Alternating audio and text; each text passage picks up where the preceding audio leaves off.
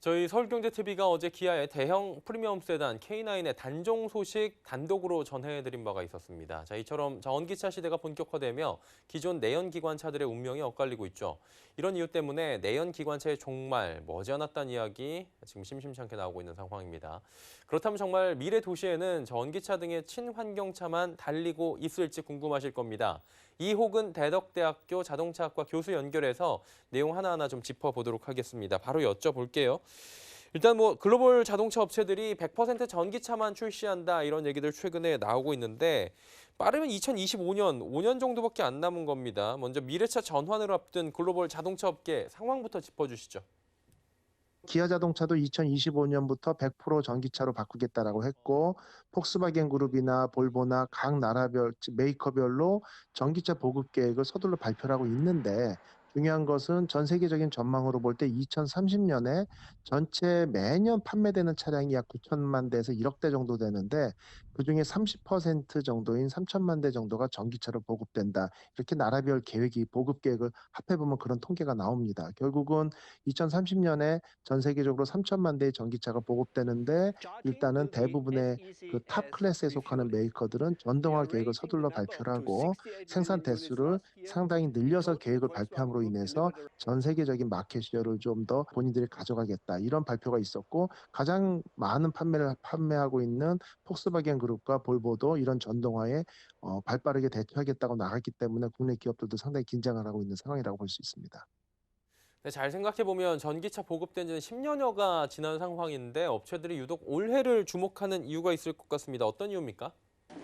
현재는 전기차 시장은 현재 작년 같은 경우 전 세계적으로 4에서 6%대의 보급률을 보이고 있고, 올해 전망도 6% 내외가 되지 않을까 이렇게 봅니다. 결론은 아직은 95%가량이 내연기관차가 판매되고 있는데, 중요한 것은 기존에는 내연기관을 모디파이해서 엔진 대신 모터를 집어넣고 연료통 대신 배터리를 집어넣는, 결국 내연기관 베이스의 프레임에서 전기차를 쉽게 출시를 했었기 때문에 각 메이커별의 경쟁력이나 기술력이 100% 녹아들지 않았습니다. 그런데 올해 현대 기아가 이 GMP를 출시를 한 걸 기초로 해서 세계적으로 전용 플랫폼을 가지고 본인들의 기술을 최대한 다루겠다, 이런 얘기거든요. 결국은 그래서 전기차 시대의 진검성부가 이제부터 이루어진다. 그래서 결국 전기차 전쟁의 원년이 2021년이다. 이렇게 메이커들은 얘기하고 있습니다.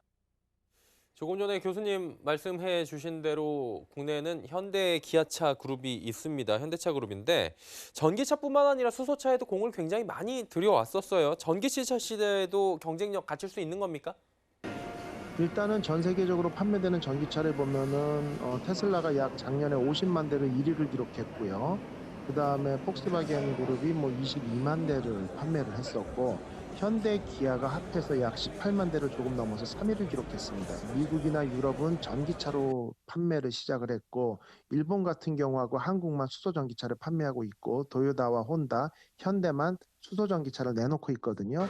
그래서 일부에서는 다들 전기차에 집중하는데 수소 전기차를 판매하고 개발한 것은 좀 미스매치가 아니냐, 방향을 잘못 선정했다, 이런 어떤 비판도 있습니다만, 단거리 500km 내외의 단거리 같은 경우는 전기차가 훨씬 유리합니다만, 그 이상이 될 경우에는 배터리 무게가 기하급수적으로 늘어나기 때문에 효율성이 떨어지고 무게가 무거워지고 비용이 비싸게 됩니다. 그래서 500에서 600km를 넘어서는 중장거리와 트럭, 버스 같은 많은 인원이 타고 무거운 차량 같은 경우는 수소 전기차가 훨씬 유리하기 때문에, 수송 분야에서는 앞으로도 수소 전기차 시장이 보다 크게 열릴 것으로 보여지기 때문에 전기차하고의 충분한 경쟁이 되지 않나 이렇게 보고 있습니다.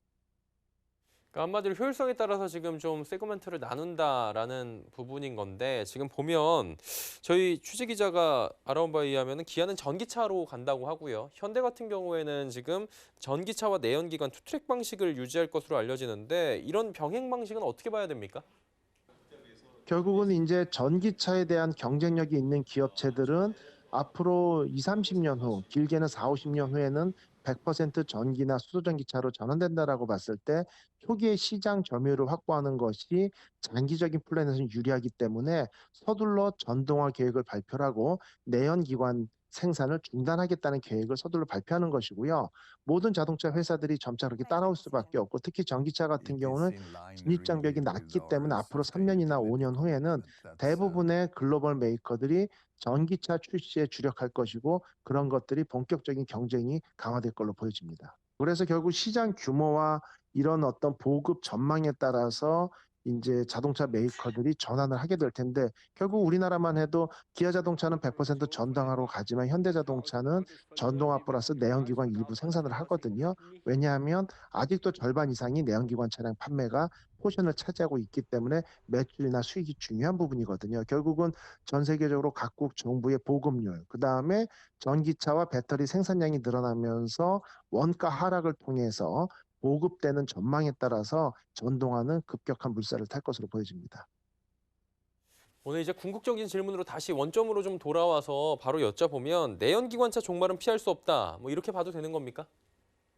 일단은 친환경 자동차 보급이 이렇게 발빠르게 이루어지는 거는 가장 중요한 것은 현재는 친환경 자동차를 제작 비용이 상당히 많이 들고 비쌈에도 불구하고 각 나라별 환경 규제가 강화되고 있는 게 가장 큰 원인이거든요.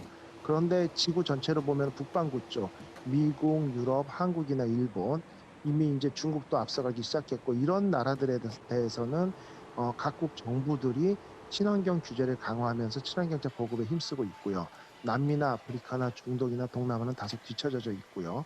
그렇지만 그런 보급 계획들이 향후 10년 안에 작게는 전체 보급 차량의 30%, 많게는 50%까지 보급될 걸로 보여지는데 전 세계적으로 15억 대 차량이 돌아다니고 있다라고 보면 2030년, 35년 이후에도 전기차가 메인이 돼서 보급된다 하더라도 그 어떤 폐차까지 가고 차량이 완전히 폐기되는 기간까지 고려한다면 그 이후로도 15년, 20년 동안은 내연기관차들이 돌아다닐 수밖에 없거든요. 그래서 내연기관의 완전 종식은 앞으로도 빨라야 40년, 50년 후가 될 거고 다만 주력 차종이 전기차로 전환되는 것은 맞기 때문에 내연기관의 몰락이 다가왔다 이렇게 평가할 수 있습니다.